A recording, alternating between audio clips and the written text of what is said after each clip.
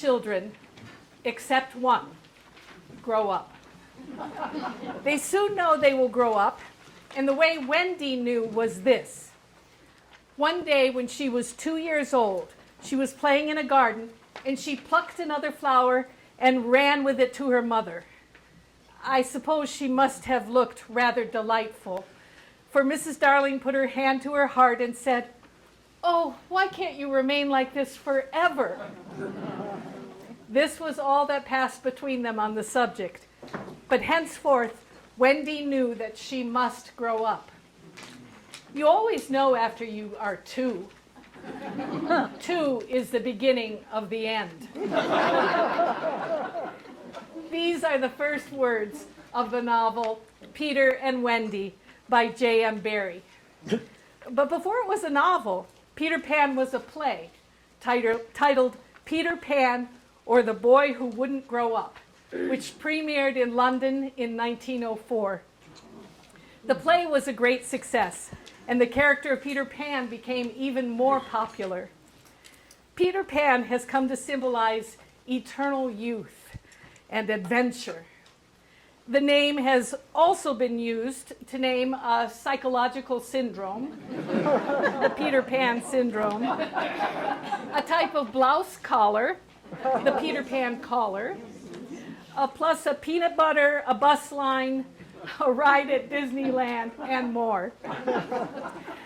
I'm often intrigued by what gives rise to iconic characters.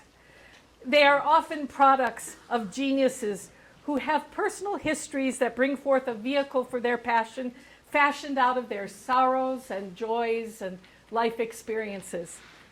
J.M. Barrie was, in many ways, Peter Pan himself. Now, our play, Peter and the Starcatcher, is a prequel to Peter Pan. It's an imagined story of how Peter Pan came to be Peter Pan.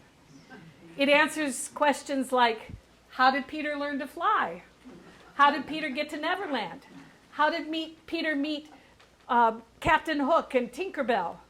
And most importantly, how did Peter Pan become a boy forever? As Jerry writes in his essay, the writing of Peter and the Starcatcher was prompted by a question from author Ridley Pearson's 5-year-old daughter. While Ridley was reading Peter Pan to her, his daughter asked, "Dad, how did Peter Pan meet Captain Hook in the first place?" Peter and the Starcatcher is the answer to that little girl's question. For today's talk, I'd like to take us back to the original story of Peter Pan and the original creator of Peter Pan, J.M. Barrie. I think it will help us to appreciate Peter and the Starcatcher even more as we find clues from the original story throughout the play on the Rogue stage. At the end of today's talk, we'll have a scene from the play. Sir James Matthew Barrie, the author of Peter Pan, was born in 1860 in Scotland. His father was a modestly successful weaver. His mother was a resourceful woman named Margaret Ogilvy. Barrie was the youngest of 7 children. His older brother David was the golden boy in his mother's eye. When Barrie was 6 years old, David tragically died in a skating accident at the age of 13. His mother never fully recovered. Barrie tried to fill David's place in his mother's attentions, even wearing David's clothes and whistling in the manner that he did. In the biography that Barrie wrote about his mother, titled Margaret Ogilvy, he tells the story of his sister suggesting that he go to his mother and tell her that she still had another son who needed attention. I went excitedly to my mother, but the room was dark, and when the door shut and no sound came from the bed, I was afraid, and I stood still. I suppose I was breathing hard, or perhaps I was crying.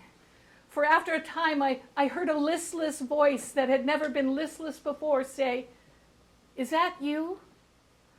I think the tone hurt me, for I made no answer. And then the voice said more anxiously, "Is that you?" I thought it was the dead boy she was speaking to, and I said in a little lonely voice, "No, it's not him. It's just me." Barrie's mother may have drawn comfort from the notion that David, in dying while he was a boy, would remain a boy forever. But J.M. Barrie drew inspiration from the idea.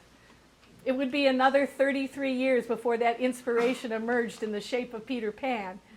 But here was the germ, rooted in him from the age of 6. Eventually, Barrie and his mother entertained each other with stories of her childhood, as well as books that they read together. Barrie writes, "We read many books together when I was a boy. Robinson Crusoe was the first and also the second." Barrie was a small child, and he grew to only 5 foot 3.5 inches tall as a man. His slight frame often made people overlook him, and as a man, he usually felt more comfortable around children. In the book he wrote about his mother, Barrie recalls how she was only 8 when her own mother died. She became the mistress of the house and mother to her little brother, washing and cooking and sewing and scrubbing. Barrie was taken with this image of his mother, a little girl as a substitute mother. He eventually turned that image of his own mother into Wendy, the little mother of the lost boys in Peter Pan. As a child, Barrie subscribed to various monthly penny dreadfuls, the forerunners of adventure comics. In addition to offering Barrie a staple diet of blood and thunder and pirates and desert islands, the penny comics contained serial characters, including a young girl who sold watercress and bore a striking resemblance to his mother. Barrie writes, "This romantic little creature took such hold on my imagination that I cannot eat watercress even now without emotion. I lay in bed wondering what she would be up to in the next episode. My early life was embittered by the episodes not arriving regularly on the first of the month. But one day, I conceived a glorious idea, or it was put into my head by my mother, then desirous of making progress with her new hearth rug. The notion was this: why should I not write the tales myself?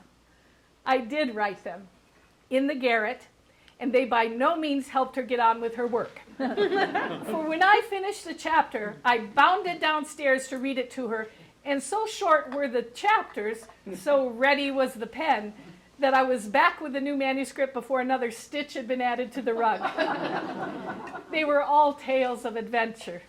Happiest is he who writes of adventure. No characters were allowed within if I knew their like in the flesh. The scene lay in unknown parts, desert islands, enchanted gardens with knights on black chargers, and round the first corner, a lady selling watercress. From the first day on which I had tasted blood in the garret, my mind was made up. There could be no dreadful drum profession for me. Literature was my game. At the age of 8, Barrie was sent to the Glasgow Academy in the care of his eldest siblings, who taught at the school. At 14, he left for Dumfries Academy. At Dumfries, he and his friends spent time in the garden of Moat Bray House, playing pirates. They formed a drama club, producing his first play, Bandolero the Bandit, which provoked a minor controversy following a scathing moral denunciation from a clergyman on the school's governing board. Eventually, Barrie enrolled at the University of Edinburgh, where he wrote drama reviews for the Edinburgh Evening newspaper. His time at the university was one of the loneliest periods of his life. He was awkward around women and had few friends. A fellow student, Robert Galloway, later recalled him. He was exceedingly shy and diffident, and I do not remember ever to have seen him either enter or leave a classroom with any companion. Yet I remember him distinctly. A sallow-faced, round-shouldered, slight, somewhat delicate-looking figure who quietly went in and out amongst us, attracting but little observation but himself observing all, and measuring up men and treasuring up impressions. Barrie was indeed treasuring up impressions. In his notebook, he wrote, "Note, men can't get together without talking filth." Note, he is very young looking.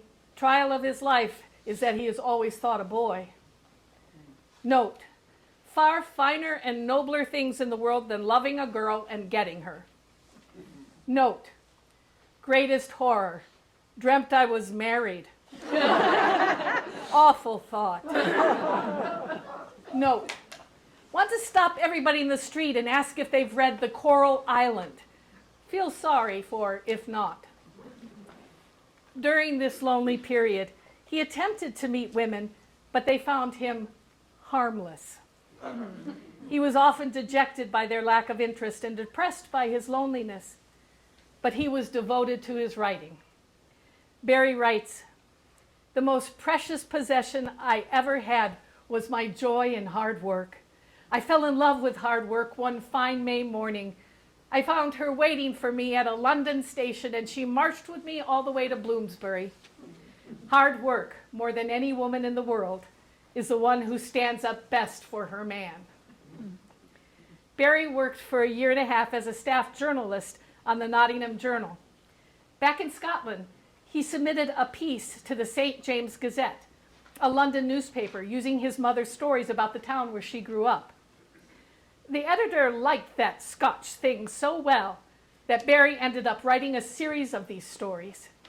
They served as the basis for the first 3 novels: Old Lick Idylls in 1888, A Window in Thrums in 1889, and The Little Minister in 1891.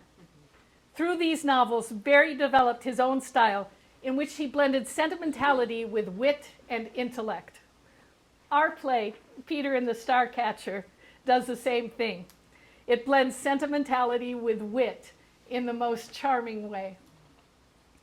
The London Times later observed about Barrie's writing, "Barrie could be as hard as nails, as cruel as the grave, as cynical as the fiend, but he could also be tender. The cruelty in him came of his intellectual vision. The tenderness came of his warm, trusting, but painfully sensitive heart." Despite, or perhaps because of this, his books were popular enough at the time to establish Barrie as a successful writer. His association with other literary figures began to grow as well.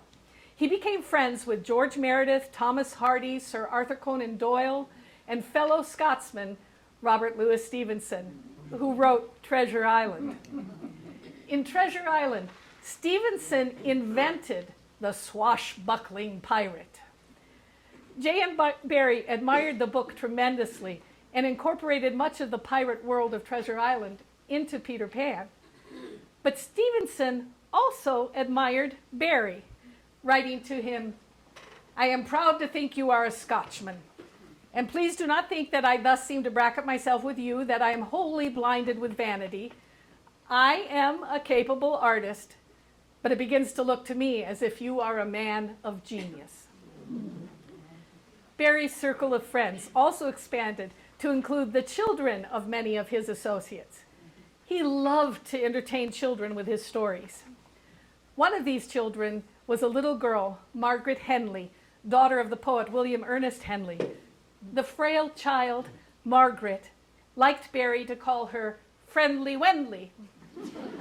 Sadly, Margaret died at the age of 5. In commemoration, Barrie included the name Wendy in Peter Pan. Although the name Wendy, a nickname for Gwendolyn, had been common in England for many years, it became especially popular in the years following the publication of Peter and Wendy. After the success of several novels, Barrie's attention turned increasingly to works for the theater, beginning with a biography of Richard Savage, an 18th century English poet. Now, this play was performed only once and was critically panned. He immediately followed this with a play called Ibsen's Ghost in 1891, which was a parody of Ibsen's dramas. In 1892, during Barrie's third play, Walker London, a witty farce about life in London, he was introduced to a young actress named Mary Ansell. Barrie eventually proposed to her, and they were married in 1894. After Barrie proposed, he wrote in his notebook, "Morning after engagement, a startling thing to waken up and remember you're tied for life." Barrie bought Mary a St. Bernard, Porthos, who became the inspiration for Nana in Peter Pan. In 1901 and 1902, Barrie had back-to-back theatrical successes. Quality Street was about a respectable older woman who poses as her own flirtatious niece to try to win the attention of a former suitor. The Admirable Crichton was about an aristocratic family and their household servants whose social order is inverted after they are shipwrecked on a desert island. The humorist Max Beerbohm thought it quite the best thing that has happened in my time to the British theater. Meanwhile, Barrie's marriage was not going well. In his novel, Tommy and Griselle, which many critics consider his finest work, Barrie laid bare his private anguish, analyzing the failure of his marriage through the character of Tommy. Tommy says, "Griselle, I seem to be different from all other men. There seems to be some curse upon me. I want to love you. You are the only woman I ever wanted to love, but apparently I can't. I've decided to go on with this thing because it seems best for you. But is it? I think I love you in my own way, but I thought I loved you in their way, and it is the only way that counts in this world of theirs. It does not seem to be my world." After 3 years of marriage, the Barries were childless. Mary desperately wanted to have children, but she directed her maternal instincts toward their dog, Porthos. For Barrie, however, there was a very real alternative for his parental instincts: other people's children. To his close circle of child friends, he now added the writer Maurice Hewlett's 2 children. The Hewletts lived near Kensington Gardens, and the children would join Barrie on his walks with Porthos in the gardens. Soon, 2 other boys joined them: a 5-year-old named George Llewellyn Davies and his 4-year-old brother, Jack. George and Jack took walks in Kensington Gardens with their nurse and their baby brother, Peter, still in a pram. Barrie entertained the boys regularly with his ability to wiggle his ears and eyebrows, and of course with his stories. George and Jack and Peter were the children of Sylvia and Arthur Llewellyn Davies. The Llewellyn Davies family would figure prominently in Barrie's life.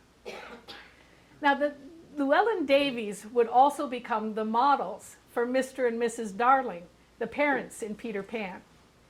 Barrie became a regular visitor at the Davies household and a common companion to Sylvia and her boys, despite the fact that both he and she were married to other people. In 1901, he invited the Davies family to his cottage on Black Lake for the summer.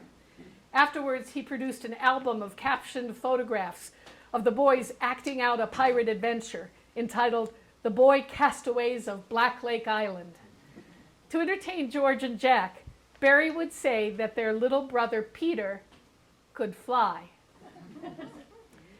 The character of Peter Pan first appeared in Barrie's novel, The Little White Bird, in 1902.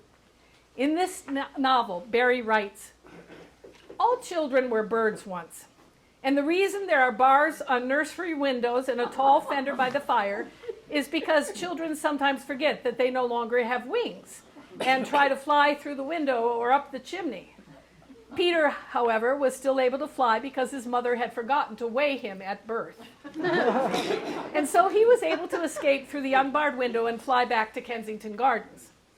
If you think he was the only baby who ever wanted to escape, you have forgotten your own young days." The Little White Bird also contains one of Barrie's most famous lines: "To have faith is to have wings." In Barrie's narrative, he reflects on why birds can fly.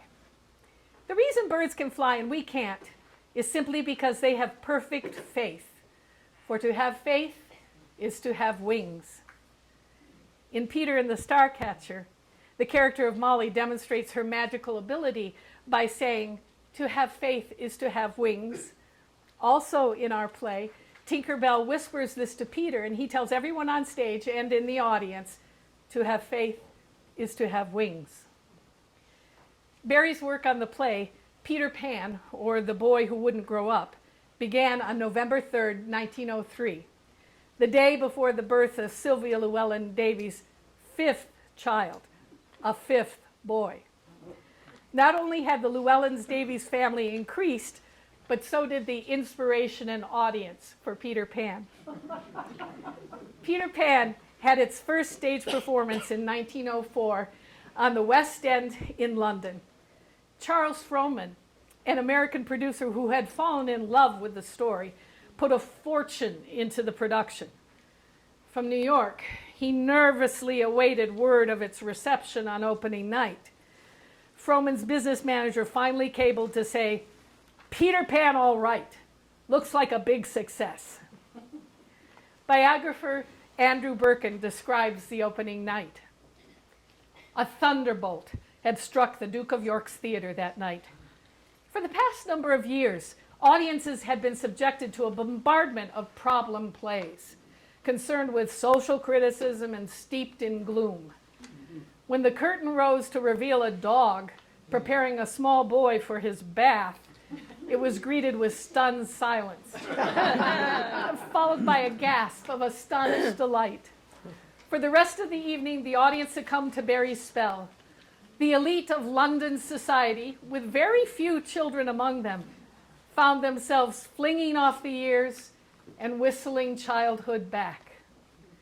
When Peter turned to the distinguished gathering and begged their belief in fairies, the response was so overwhelming that the actress playing Peter Pan burst into tears.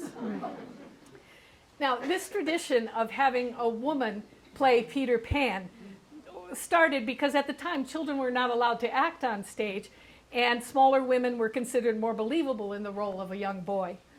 This tradition, however, continued in the United States with Mary Martin assuming the role in the 1950s and extending to Sandy Duncan in 1979 and Kathy Rigby in 1990.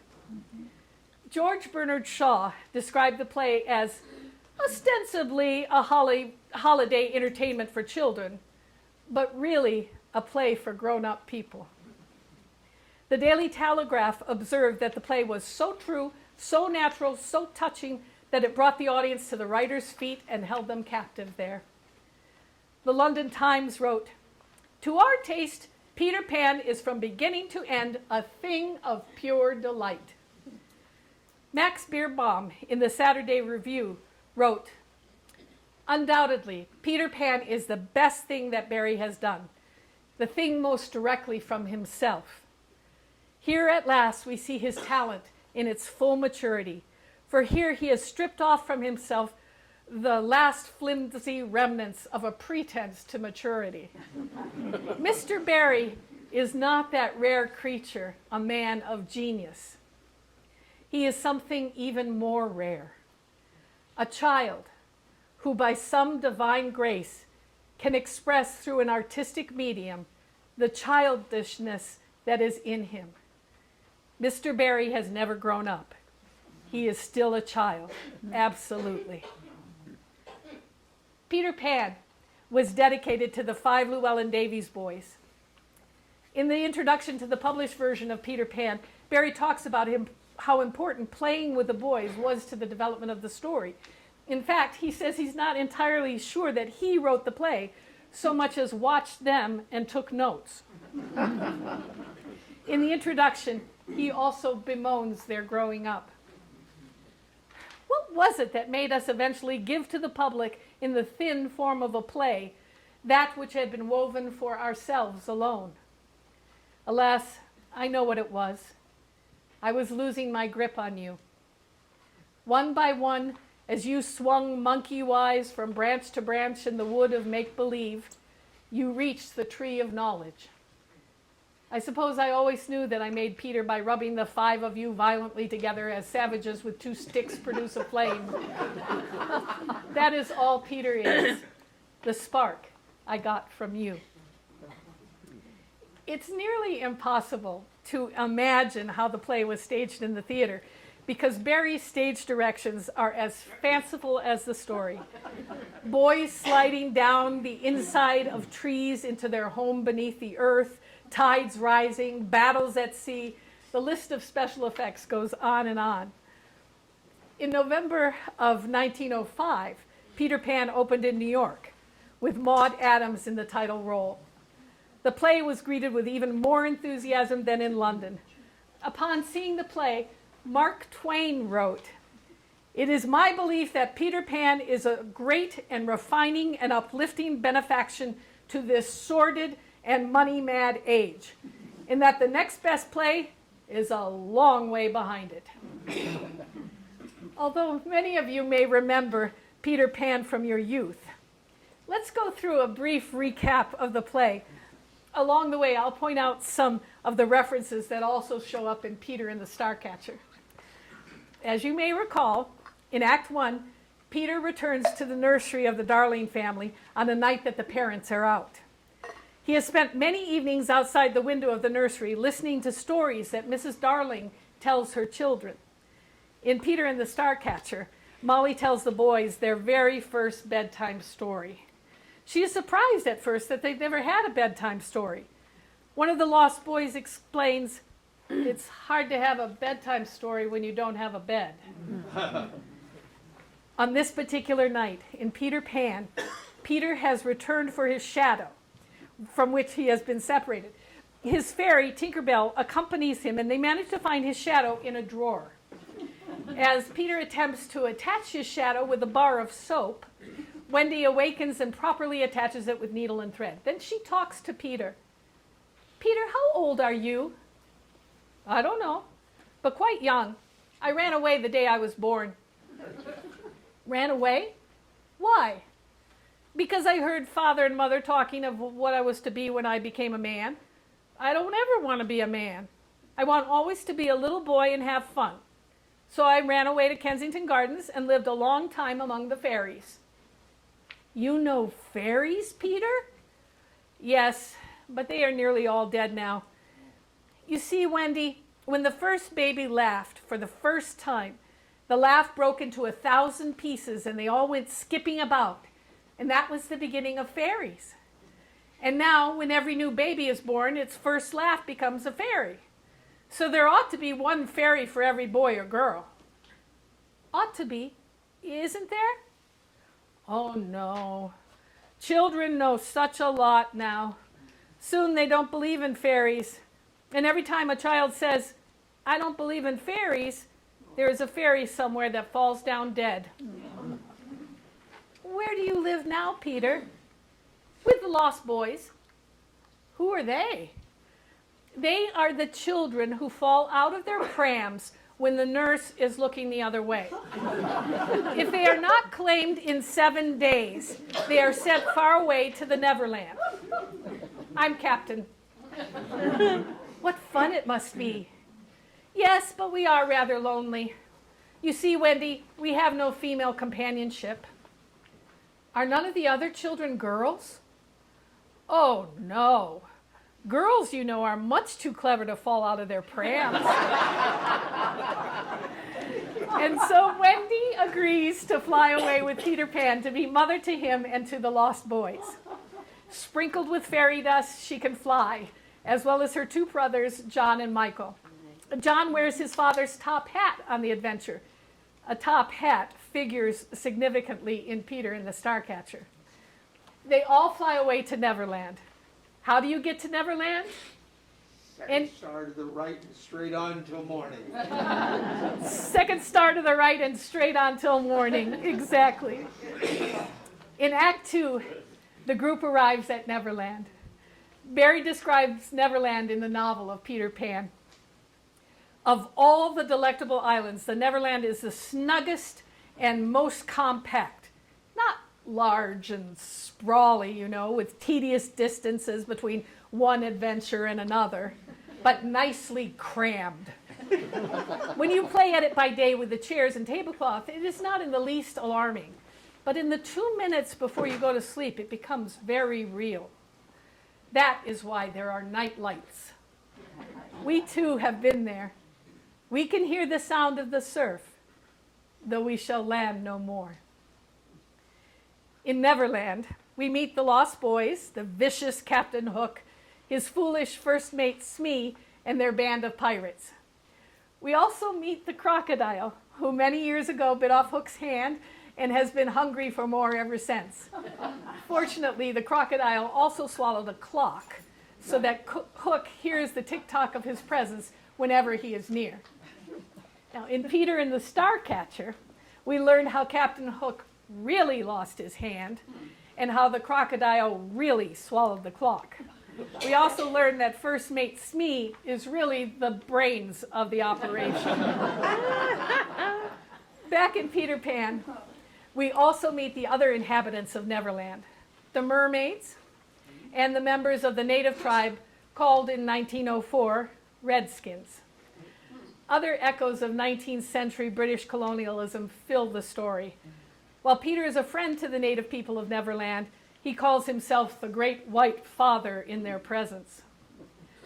Peter and the Starcatcher updates and attempts to rectify this situation by referring to the native people of Neverland as mollusks. They are led by a chef named Fighting Prawn, and they use Italian names of wine and food for their native language. We also meet a band of mermaids who were once fish, but I don't want to spoil that for you. In Act 3 of Peter Pan, after trying to catch a mermaid, Peter and Wendy learn of Captain Hook's plot to drown Tiger Lily, the loveliest maiden of the native tribe. Hook has the gagged and bound Tiger Lily placed on Marooner's Rock. Peter tells Wendy, "Wendy, this is a fearfully important rock. It is called Marooner's Rock. Sailors are marooned, you know, when their captain leaves them on a rock and sails away." "Leaves them on this rock to drown?" "Oh, they don't live long. Their hands are tied so they can't swim. When the tide is full, this rock is covered with water, and then the sailor drowns." Peter saves Tiger Lily by disguising his voice as Hook so that the pirates release her. But he ends up marooned on the rock with Wendy. As the water in the lagoon begins to rise, Wendy says, "We must go, Peter. Shall we swim or fly?" "Wendy, do you think you could swim or fly to the island without me?" "You know I couldn't, Peter. I'm just a beginner." "Captain Hook wounded me twice. I can neither swim nor fly." "Do you mean we both shall be drowned? Look how the water is rising." At that moment, something touches Wendy as lightly as a kiss. Peter says, "It must be the tail of the kite we made for Michael. You remember, it tore itself out of his hands and floated away. The kite! Why shouldn't it carry you?" "Both of us." "Oh, it can't lift two.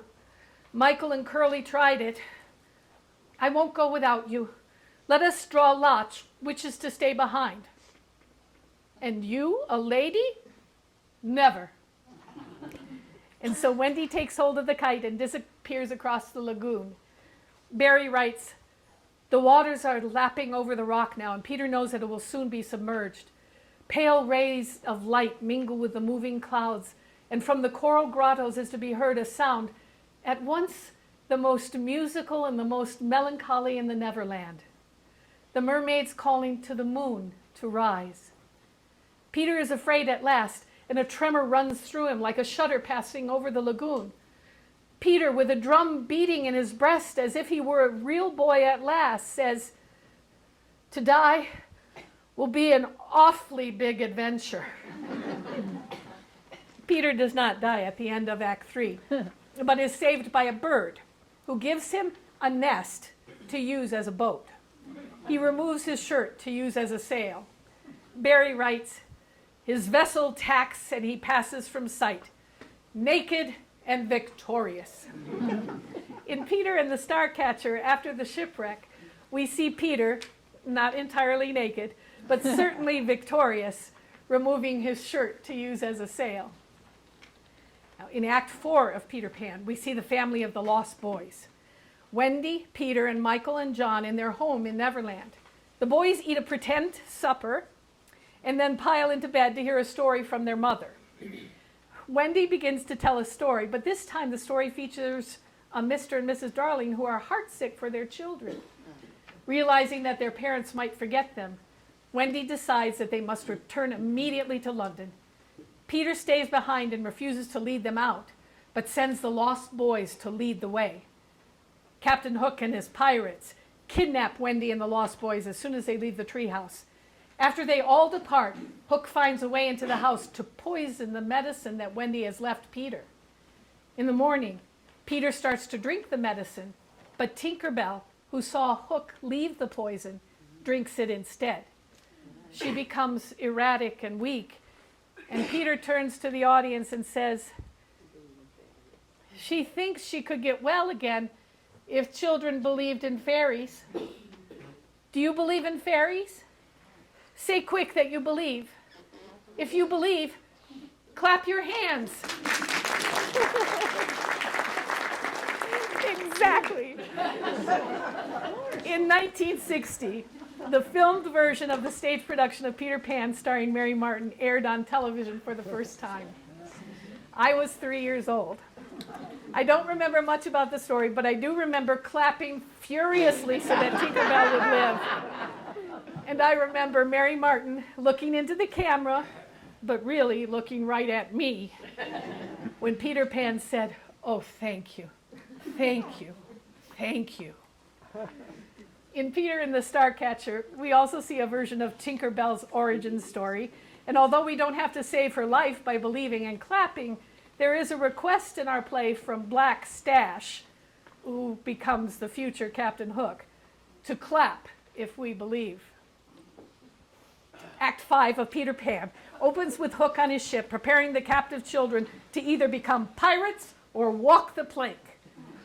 They all decide to walk the plank and die at sea, with Wendy being the first to go. But Peter arrives to save the day, and Hook and Peter Pan have their final sword fight. Barrie's stage direction reads, and mind you, this is a stage direction, "Hook or Peter this time. They fall to without another word. Peter is a rare swordsman and parries with dazzling rapidity, sometimes before the other can make his stroke.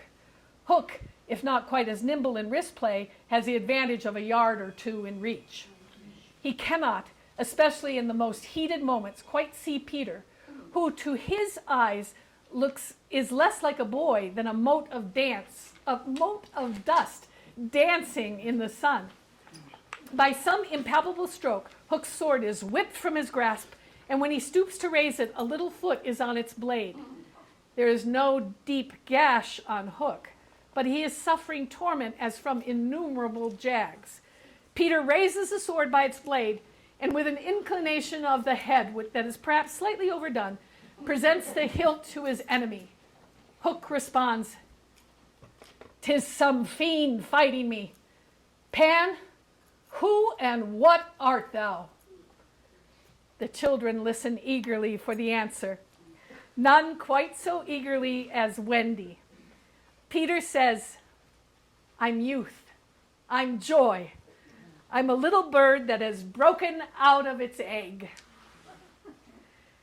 Hook goes after him again, but Peter once more proves too quick for him. Finally, Hook goes below into the hold to light a bomb to blow up the ship and all its inhabitants.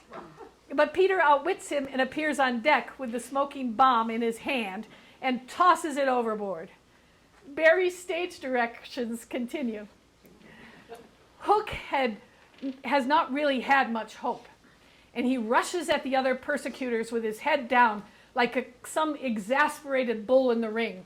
But with bantering cries, they easily elude him by flying among the rigging. Where is Peter? The incredible boy has apparently forgotten the recent doings and is sitting on the barrel playing his pipes. This may surprise others, but does not surprise Hook. Lifting a blunderbuss, he strikes forlornly, not at the boy, but at the barrel, which is hurled across the deck. Peter remains sitting in the air, still playing his pipes. At this sight, the great heart of Hook breaks. That not wholly unheroic figure climbs the bulwarks and prostrates himself into the water where the crocodile is waiting for him open-mouthed. Hook knows the purpose of this yawning cavity, but after what he has gone through, he enters it like greeting a friend. And that's the end of Captain Hook. Now, in Peter and the Starcatcher, we also have a sword fight between Peter and Hook, but the fight is with a closed umbrella. And our Peter is not the swordsman that Barrie's Peter was, but it's still a lot of fun. In scene 2 of Act 5 of Peter Pan, we find ourselves back at the nursery where Wendy, John, and Michael fly through the open window to return home. They have brought the lost boys with them, and Mr. and Mrs. Darling adopt them. Peter Pan joins them there too. Barrie writes in a stage direction, Wendy looks out the nursery window and sees a friend below who is hovering in the air, knocking off tall hats with his feet. The wearers don't see him. They are too old. You can't see Peter if you are too old. Mrs. Darling calls from the window, Peter, where are you? Let me adopt you too. Would you send me to school? The stage direction tells us, she is the loveliest age for a woman, but too old to see Peter clearly. Would you send me to school? Yes. And then to an office? I suppose so. Soon I should be a man? Very soon. I don't want to go to school and learn solemn things. No one is going to catch me, lady, and make me a man. I want always to be a little boy and to have fun. So Peter flies away, and Wendy only visits once a year to help him with spring cleaning, until finally she becomes too old to see him clearly. The play ends with Peter playing his pipes on the roof of his house in Neverland, surrounded by fairies and neverbirds, and the final stage direction tells us he plays on and on until we wake up. Of course, you might remember from your 1960 Mary Martin film production that there's an afterthought to the play in which Wendy, now fully grown, has a daughter. Peter comes to take Wendy away for a week of spring cleaning, but she is too old to fly. Her daughter, however, says she is prepared to be Peter Pan's new mother.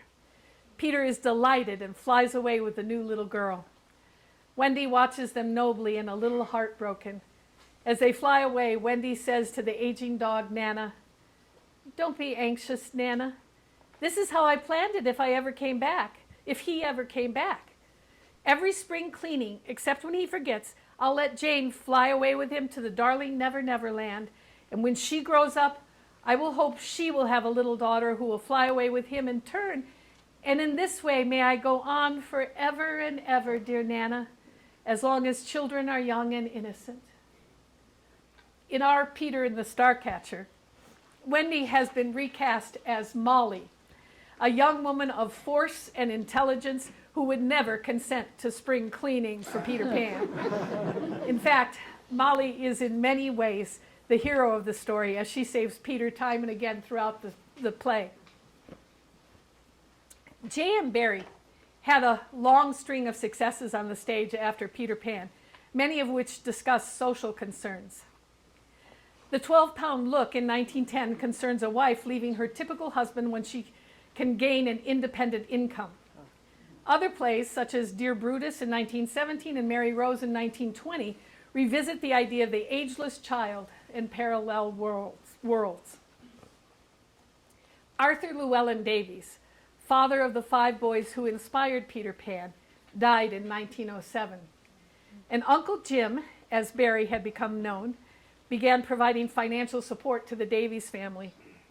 His income from Peter Pan and other works was easily adequate to provide for their living expenses and education. In 1906 alone, Barrie had earned £44,000, the equivalent of $10 million today. And Peter Pan had grossed over £500,000, or $117 million today. In 1911, Peter developed the Peter Pan play into the novel Peter and Wendy. In the novel, he was able to include some lovely passages about Peter Pan. Mrs. Darling first heard of Peter when she was tidying up her children's minds. It is the nightly custom of every good mother, after her children are asleep, to rummage in their minds and put things straight for next morning. Repacking repacking into their proper places the many articles that have wandered during the day. If you could keep awake, but of course you can't, you would see your own mother doing this, and you would find it very interesting to watch her. It is quite like tidying up drawers. You would see her on her knees, I expect, lingering humorously over some of your contents, wondering where on earth you had picked this thing up, making discoveries sweet and not so sweet, pressing this to her cheek as if it were as nice as a kitten, and hurriedly stowing this out of sight.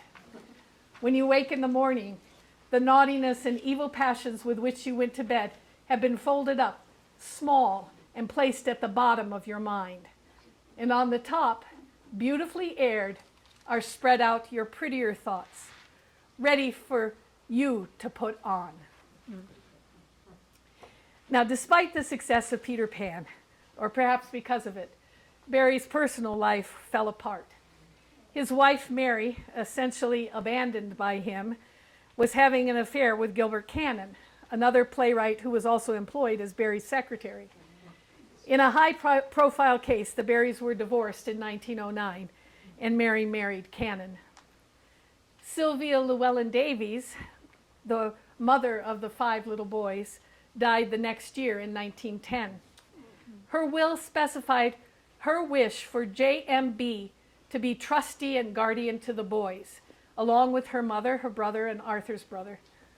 It expressed her confidence in Barrie as the boys' caretaker, and her wish for the boys to treat him with absolute confidence and straightforwardness, and to talk to him about everything. Barrie had friendships with other children, both before he met the Davies boys and after they had grown up, and there has since been unsubstantiated speculation that Barrie was a pedophile.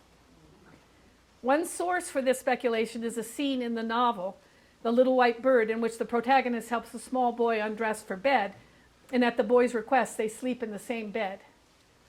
However, there is no evidence that Barrie had sexual contact with children, nor that he was suspected of it at the time. Nico, the youngest of the Davies brothers, denied as an adult that Barrie ever behaved inappropriately. I don't believe that Uncle Jim experienced what one might call a stirring in the undergrowth for anyone, man, woman, or child. He was an innocent, which is why he could write Peter Pan. Barrie's relationships with the surviving Davies boys continued well beyond their childhood. Barrie lost the 2 to whom he was closest in their early 20s. George was killed in action in 1915 in the First World War, and Michael drowned in 1921, 1 month short of his 21st birthday.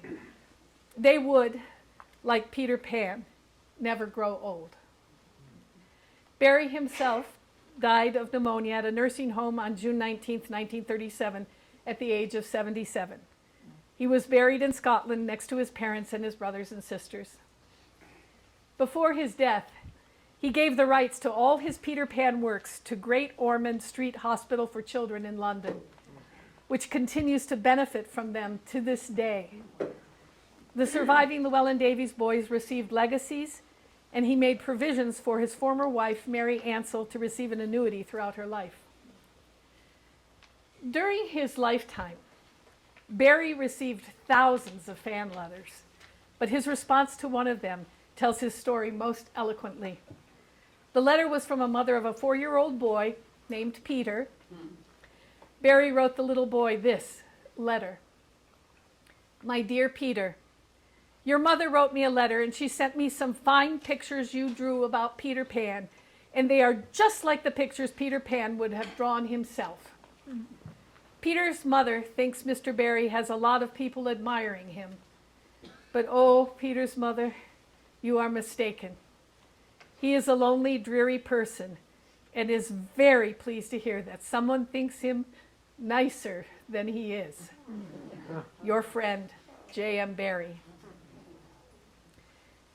In 2004, 100 years after Peter Pan's first appearance on stage, Dave Barrie and Ridley Pearson published a newly imagined origin story for the character, Peter and the Starcatchers.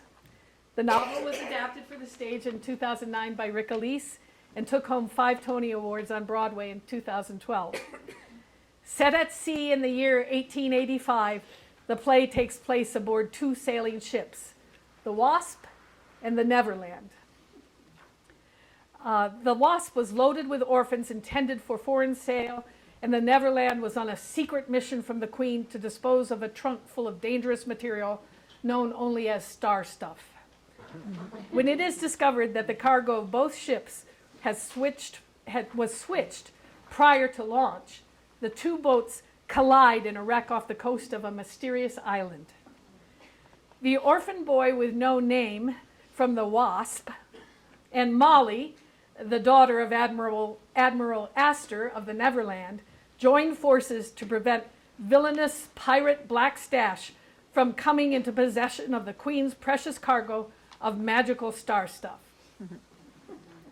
And now, let's enjoy a scene from Peter and the Starcatcher. In this scene, we see the introduction of the dreaded pirate Black Stash, brought to vivid life by Matt Wally. Black Stash will become the future Captain Hook. Please welcome the cast of Peter and the Starcatcher onto the stage. Captain Scott's cabin, your lordship. Do go in. Awfully cramped for a captain's quarters. No frills on a frigate, sir. Sanchez, pull the door to a close. Oh, there's a good fellow. Now, where's the captain, Lieutenant? I'm no lieutenant. I told a lie. Unthinkable. British never lie. Well, pirates do. Tell me, boys! I demand to see Captain Scott. Well, why didn't you say so? Presto, Scott! Bobby! How dare you, sir? Release this man! Oh, I'll be taking the key to that treasure trunk of yours. You'll have to kill me first. Well, we were going to kill you second, but I'm flexible. Oh, he's coming aft! In a nasty mood! A foul and nasty mood! What are you playing at? Pirate, sir! The Wasp is now a pirate ship. Your British crew's in chains below. There've been no pirates in these parts for 100 years. Well, we've been keeping a very low profile. And you're the captain, I suppose? Aye, sir. I say you, sir. No, sir, not me, sir, not Smee, sir. It's me, sir. That's me, sir. But no Captain I, sir. You lie, sir. No, sir. The devil himself's in charge hereabouts. The devil, you say? The Prince of Darkness. A satanic supervisor. Foul and nasty. With a cloven hoof. And how would one identify him in a crowd?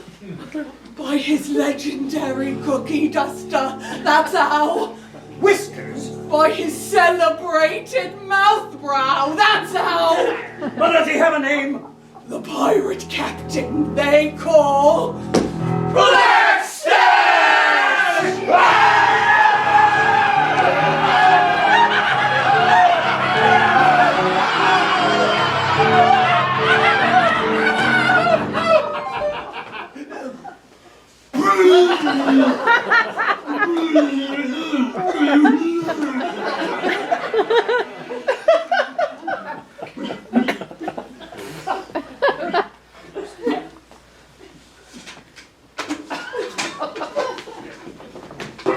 No.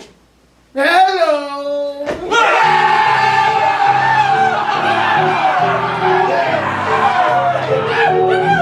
Oh, to be in England now that that April's there, but whoever's not in England gets to see my facial hair. Now, you're likely wondering, can the fellow before you be entirely evil? Can no compassion uncrease his furrowed brow? Fret not, mon frere, I'm a romantic. There's a poet in these pirate veins, and so I plug in to the muse. But what to do? What style to use? Iambic? Box office poison. Haiku? Samurai don't think so. Mind the cuticles, Smee. Hoopa, got it. A pirate with scads of panache wants the key to the trunk with the cash. Now here's some advice, though I seem nice. Cash, panache.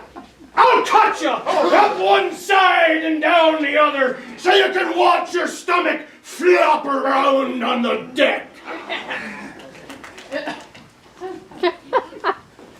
I see, Smee. You did explain to my lord that I'm a bloodthirsty outlaw. Aye, Captain, but he still wouldn't give up the key. Well, we haven't got all night. These people have paid for nannies and Ubers. Now, stand aside. I'll have to do it myself. Or I'm not. What am I?